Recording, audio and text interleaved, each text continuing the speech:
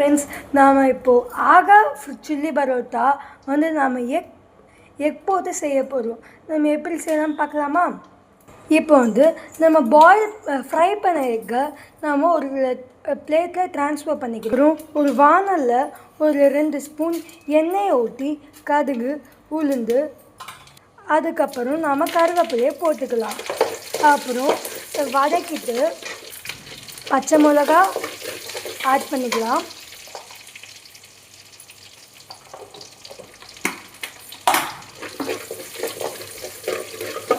இப்போ வந்து வதக்கிக்கலாம்.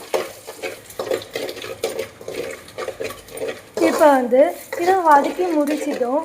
நாம் இப்போ ஆனியனை சேர்க்க போகிறோம். இது கூட இதை வதக்கிட்டு நம்ம டொமேட்டோவை ஆட் பண்ணிக்கலாம். இப்போ நம்ம ஆனியன் கூட கல் உப்பு சேர்த்துக்கிறோம். கொஞ்சமாக ஒரு 2 கல். வெங்காயம் வந்து கண்ணாடி பதம் வந்தால் போதும். அதுக்கப்புறம் நாம் இஞ்சி பூண்டு பேஸ்ட் ஆட் பண்ணிக்கிறோம். 2 ஸ்பூன். இது நாம் நல்லா வதக்கிக்கலாம்.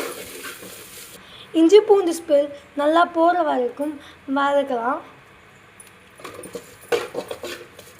இப்போ நாம் டொமேட்டோ ஆட் பண்ணிக்கிறோம். இப்போ நெக்ஸ்ட் ரெடியானோடனே நம்ம க்ரன்ச்சி முஞ்சி சில்லி பரோட்டாவை ஆட் பண்ண போகிறோம். இப்போ வந்து நம்ம க்ரன்ச்சி முஞ்சி சில்லி பரோட்டா மெத்தடை பார்க்கலாம். நெக்ஸ்ட் இங்கிலீஷில் பார்க்கலாம். இப்போ நாம் பார்க்குறது எக் சில்லி பரோட்டா ரெசிபி தான். அந்த தேர்ட் பேராகிராஃபில் இருக்குது. அந்த ரெசிபியை பார்த்துக்கோங்க.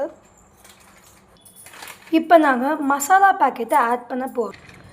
இப்போ நாங்கள் மசாலா பேக்கெட்டை ஆட் பண்ணிட்டோம். நல்லா நம்ம 2 மினிட்ஸ்க்கு கிண்டிக்கலாம். தண்ணி கொதி வந்தால் நம்ம சில்லி பரோட்டா போட்டுக்கலாம்.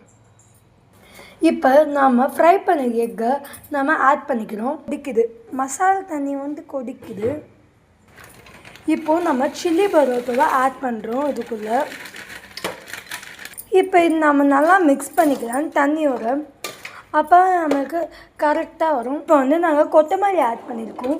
இன்னும் குக்கிங் டைம் வந்து 5 மினிட்ஸ் தான். இப்போ வந்து இது ரெடி ஆக போகுது.